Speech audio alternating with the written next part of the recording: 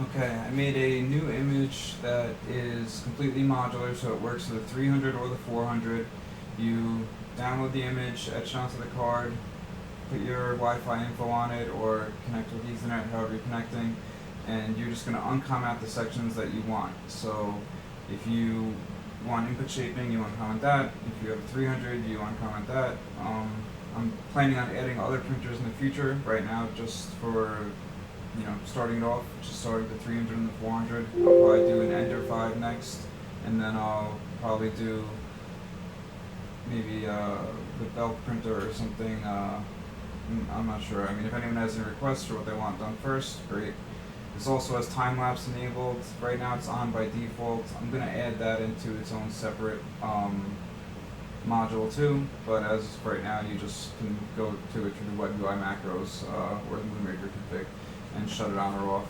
It's not set with auto render on, but so it will clear the cache every time. And I made a separate videos folder that's accessible through the main cell UI, so you don't have to use WinSCP or any other method to access the videos, which is pretty helpful. So it's, if you put the take frame command in your slicer, you should just leave it there no matter what, and then it'll always take those snapshots, it'll delete it on reboots, and then if you ever decide that you want that video just after the print's done, before you start the next print, do the do the render command. I'll show you guys real quick how this works. Right now this is just on a Pi that's not connected to anything, but it's just to show the idea. And basically you're going to download the image and you're going to etch it onto an SD card, and then you just have to put your serial number in, which you should have it previously from your last install, or if you need to get it again, you can use the command which I left up here in a PuTTY interface.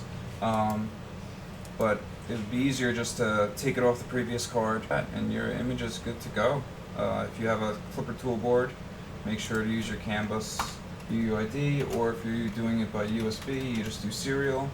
I put a little note that it makes it much easier if you just unplug the other one while you're issuing the serial by ID command. And that's it. Pick your printer size and you are good to go. And this has time-lapse set up. Time-lapse is now going to save the videos in this folder, so you don't have to go into a separate interface to pull the videos off.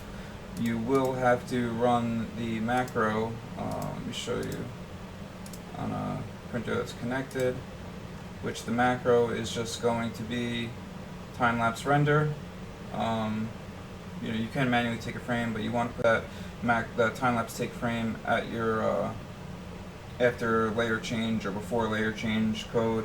You can also have it choose to where to put the hot end, but it doesn't really matter because we don't have a moving bed, so you don't really have to go through all that unless you want to. But this way it doesn't affect your print time at all, and it just makes a nice time-lapse render for you.